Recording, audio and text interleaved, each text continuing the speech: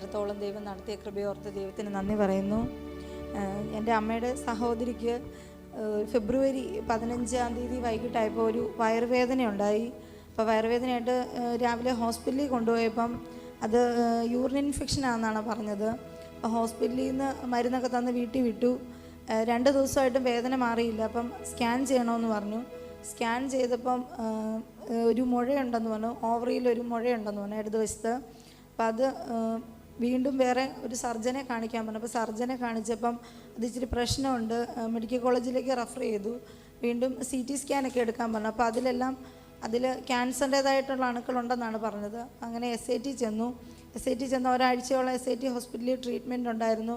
അവിടെ വെച്ച് പല ടെസ്റ്റുകൾ ചെയ്തെങ്കിലും എല്ലാത്തിനകത്തും ക്യാൻസർ ആണെന്ന് തന്നെയാണ് പറഞ്ഞത്. ഞങ്ങൾ ഒരുപാട് ഭാരപ്പെട്ട് പ്രാർത്ഥിച്ചു. അത് കഴിഞ്ഞ് ലാസ്റ്റ് MRI സ്കാൻ ചെയ്യാൻ പറഞ്ഞു. MRI സ്കാൻ ചെയ്തിട്ട് അതിൻ്റെ റിപ്പോർട്ടുമായിട്ട് ഡോക്ടർ വന്നിട്ട് പറഞ്ഞു, ഇത് ശരീരം ഫുള്ള് സ്പ്രെഡായിട്ടുണ്ട്, നമുക്കൊന്നും ചെയ്യാൻ പറ്റത്തില്ല, 4th സ്റ്റേജോളം ആയിട്ടുണ്ട്. പിന്നെ ചെയ്യാമെന്ന് പറഞ്ഞാൽ കീമോ ചെയ്യാം, ഒരു 3-4 കീമോ ഒക്കെ ചെയ്ത് അത്യാവശ്യം ഇത് കുറഞ്ഞ് വരുവാണെങ്കിൽ അന്നേരം നമുക്ക് സർജറി ചെയ്യാം എന്ന് പറഞ്ഞു.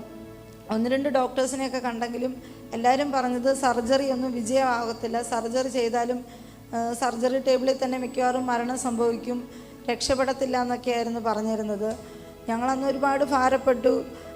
പാസ്റ്ററോട് പറഞ്ഞു, പ്രാർത്ഥിച്ചു, സഭയിൽ പ്രാർത്ഥന വിഷയം പറഞ്ഞു. പാസ്റ്റർ വീട്ടിൽ വന്ന് അമ്മയ്ക്ക് വേണ്ടി പ്രാർത്ഥിച്ച് പാസ്റ്റർ പ്രാർത്ഥിച്ചപ്പോൾ തന്നെ ഞങ്ങൾക്കൊരു വലിയ ആശ്വാസം ഉണ്ടായിരുന്നെങ്കിൽ തന്നെയും ഹോസ്പിറ്റലിൽ നിന്ന് റിപ്പോർട്ടുകൾ ഇങ്ങനെ പറഞ്ഞതുകൊണ്ട് തന്നെ ഞങ്ങൾ ഒരുപാട് ഭാരപ്പെട്ടു.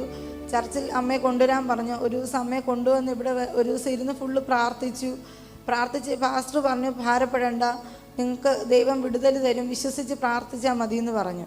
അത് കഴിഞ്ഞ് ഞങ്ങൾ വീണ്ടും RCCയിലേക്ക് വിട്ടു. RCC ചെന്ന് ഒരു ബയോപ്സി ചെയ്യാൻ പറഞ്ഞു.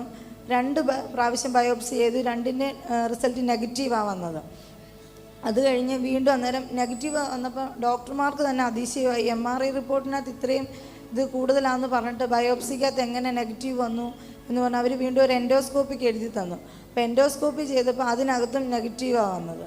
അപ്പോൾ അവർ പറഞ്ഞെങ്കിൽ പിന്നെ സർജറി ചെയ്യാം, സർജറി ചെയ്താൽ മുഴ റിമൂവ് ചെയ്യാമെന്ന് പറഞ്ഞു. സർജറി ചെയ്തു. സർജറി ചെയ്യാൻ നേരം ഞങ്ങൾക്കെല്ലാം ഭയങ്കര പേടിയായിരുന്നു, എന്തെങ്കിലും സംഭവിക്കുമോ എന്നറിയത്തില്ലല്ലോ. എങ്കിലും വിശ്വസിച്ച് ഞങ്ങൾ പ്രാർത്ഥിച്ചു, സഭയായിട്ട് പ്രാർത്ഥിച്ചു. സർജറി 26-ാം തീയതി സർജറി കഴിഞ്ഞു.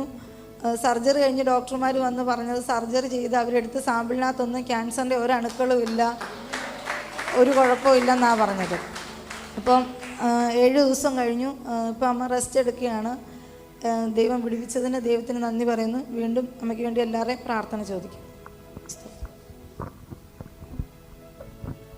സ്തോത്രം. കർത്താവ് കൊടുത്ത സൗഖ്യത്തിനായി സ്തോത്രം.